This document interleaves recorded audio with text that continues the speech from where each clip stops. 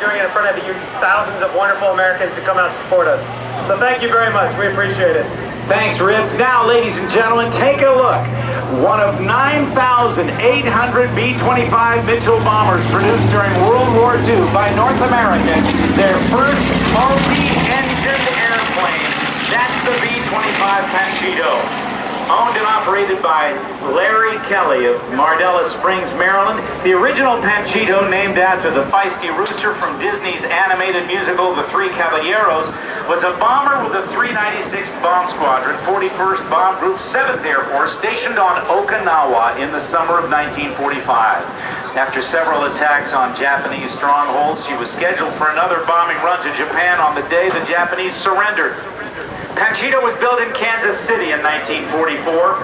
She has two Wright Cyclone 14-cylinder air-cooled radial engines rated at 1,700 horsepower each at 2,600 RPM, weighing in at about 10 tons when empty. It was manned in World War II by 6 men, and you can see the bomb bay doors open right now. It could carry up to 3,000 pounds of bombs and explosives.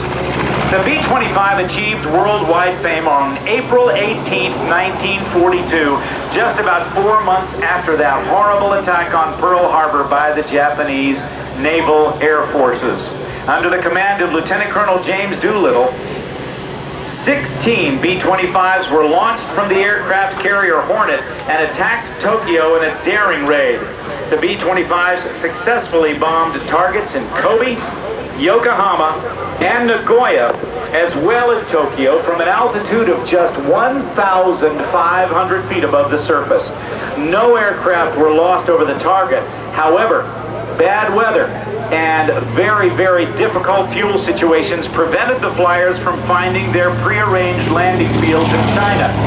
11 of the aircrew, 5 members aboard each aircraft, had to bail out while 4 others crash landed. Because the damage from the bombing was minimal and all the aircraft were lost, Lieutenant Colonel Doolittle expected a court-martial. Instead, he was promoted to Brigadier General and awarded the nation's highest military decoration, the Medal of Honor.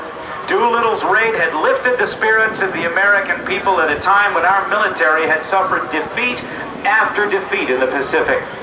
The vulnerability of the Japanese homeland was exposed. It was the first time in 2,000 years the Japanese had been attacked on their own soil. America's bloodied and bruised self-image suddenly found a second wind, and the decisions made by the Japanese military leadership as a result of this raid led to the loss of 4 aircraft carriers at the Battle of Midway and the beginning of the end for the Japanese war effort in the Pacific. From the left, here comes the B-25 once again.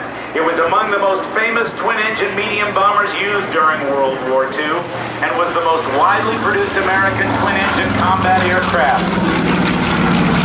It was originally designed for level bombing from medium altitudes, but it was used extensively in the Pacific area for bombing Japanese airfields from treetop level and for strafing and skip bombing enemy shipping. And I can promise you the sailors aboard Japanese ships were not too happy to see a B-25 swooping in for the kill with the guns blazing. Flight logs kept by B-25 pilots during the war make note of several occasions when the B-25 would see hundreds of Japanese sailors jumping overboard when B-25s would roll in for an attack. Panchito's performance here today is brought to you by the Disabled American Veterans. The DAV wants to thank you for your patriotism for our country and for helping us keep the spirit of America flying. Your steadfast enthusiasm in support of these antique aircraft keeps these wonderful planes in the air, thrilling millions each year with their peacetime performances and the honor due to those who flew them in times of war. From all the disabled veterans of all wars, we thank you for joining with me and all of us today to enjoy Panchito, the beautiful B-25 bomber from World War II.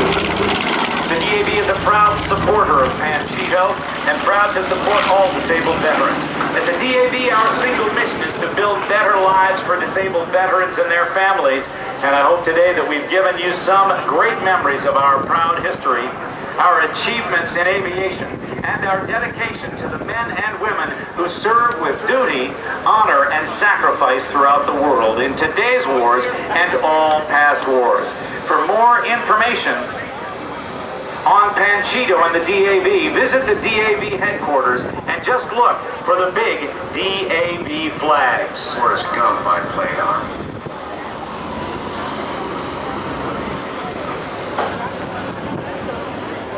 I'm Gary Sinise. In the movie Forrest Gump, I played Army Lieutenant Dan Taylor, a veteran who lost his legs in Vietnam.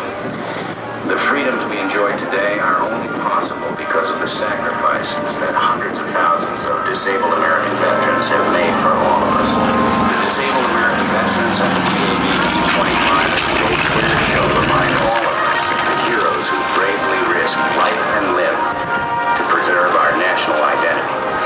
I invite you to stop by the DAV B-25 here today. See a living piece of history, and while you're there, pick up your own collectible pin honoring the B-25. For just a small donation, you can keep history alive by honoring all of our disabled American veterans. Thank you. That's Gary Sinise. I'm Gary. That's Gary Sinise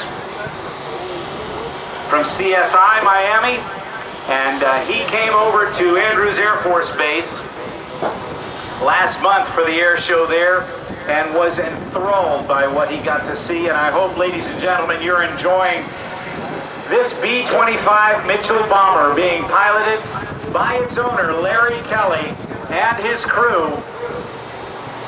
One of the most highly modified airplanes in all of World War II.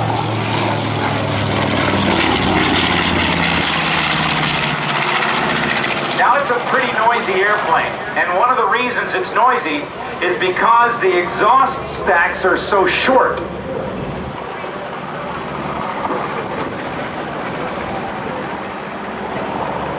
In that Doolittle raid, in which 16 B-25s were loaded aboard the aircraft carrier USS Hornet and launched from the aircraft carrier, an airplane that was never designed to be launched from an aircraft carrier, they were discovered some 200 miles farther out from their proposed departure point.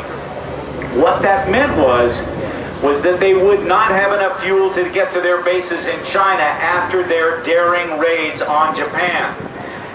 General Doolittle gave those other 79 men the chance to say, no, we don't want to do the mission. But to a man, General Doolittle and the 79 other pilots and crew members of those 16 B-25 Mitchell bombers said, we want to complete the mission. So they took off all 16 aircraft successfully, some from as few as with as little as 400 feet of runway as the aircraft carrier Hornet steamed at full speed into the wind to give them enough lift and speed with airspeed to get off the deck and fly into the air. They were able to do it. They bombed those targets, and as I told you earlier, all of the aircraft were lost. But it provided a huge morale victory for the people of the United States and for the United States military. Material that I've had now for 3 years. The Director of Selective Service for the United States of America, Bill Chatfield, is here. Hello, Bill. Thank you for my frog talk. Says register. I got water right here. I'm in good shape. Thanks, Bill, very, very much. I've never gone to a show without it. All right, ladies and gentlemen, it's just about time to continue our show as we bring in our next performer.